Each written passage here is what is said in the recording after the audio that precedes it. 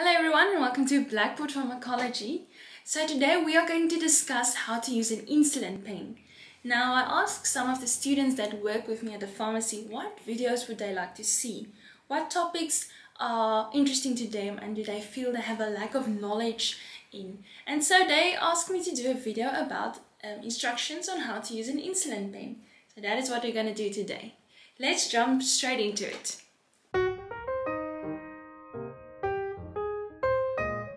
Now the first thing we want to do is to discuss the parts of a pen. Now if I can just hold the pen for you closer, this will be the pen cap. Okay, and this is going to be your insulin cartridge. Now this is not a refillable pen, so if this cartridge is empty you're going to throw away the whole pen. Then here you have the pointer, and this button that I can turn is the dose selector, and here we have the push button. Okay, so that's it. That's basically the parts of a pen. Alright, so the only reason I have a Humalock Quick Pen here is because it's one that expired in the pharmacy, and so I'm using it for demonstration purposes, and then afterward I will return it to the pharmacy so they can dispose of it properly. Always ask your patient to double check if they have the correct insulin. They can check the name, which will be on the insulin pen itself, and also the color of the pen, as each insulin pen has a different color. Now the first thing you want to do when you dispense insulin to your patients is to tell them to keep the pen that they're using outside of the fridge at room temperature, and to keep the pens not in use inside of the fridge.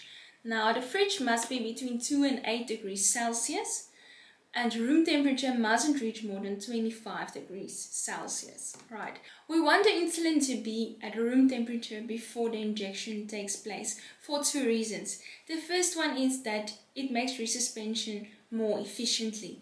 And the second one is that patients say that it hurts when they inject cold fluids. So you really want to minimize the discomfort for your patient.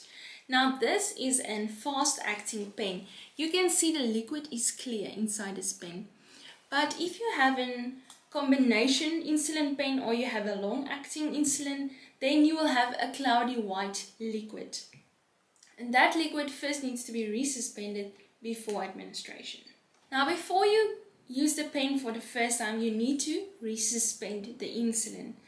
And the first time you will shake it for 20 times. So you will basically move your hands up and down 20 times like this. You don't want to shake the insulin too vigorously.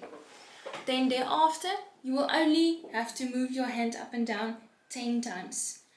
Right, so the first time it's 20 times, the second time it's only 10 times.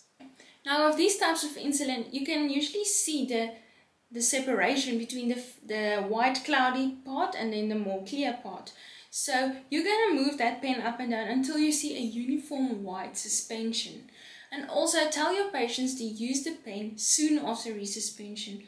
Each insulin pen that needs resuspension has a required amount of units that they need to have left in the cartridge to allow resuspension to happen sufficiently and thoroughly. So check with your patient and confirm the amount of units that needs to be left in that specific pen in order for them to resuspend it correctly. If there are less units than the specified amount, you can tell the patient to throw away the pen and start with a new one. Now let's start by attaching the needle now. So here I've got an example of a needle. You just remove the outside paper. You can see the needle inside. Then you take the insulin pen.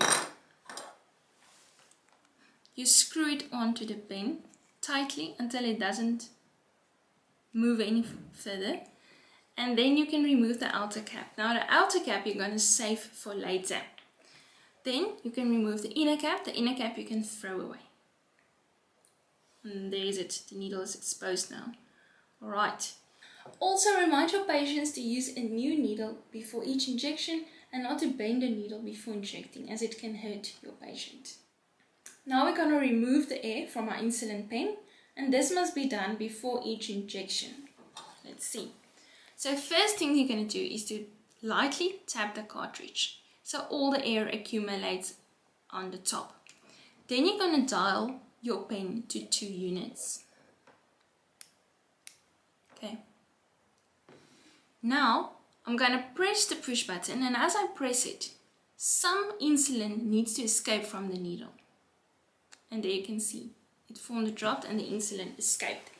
If the insulin isn't escaping, it means there's still air in that space and you need to repeat the process. Possible injection sites include the abdominal area, the deltoid area, the gluteal area and the thighs. The abdominal area does show best absorption, so it is the most preferred area of injecting. Now you always want to remind your patients to rotate the injection site between one anatomical region to prevent lipodystrophy from happening. Now the patient is ready to inject. Now after they have chosen an appropriate anatomical region, they always want to inject into a lifted skin fold. This is in order for the injection to take place subcutaneously and not move into the muscle. Now, when selecting a dose, make sure that the pointer is at 0, and then you can select the prescribed dose. In this case, let's make it 10 units. And now when your patient has the lifted skin fold ready, they can inject into that region.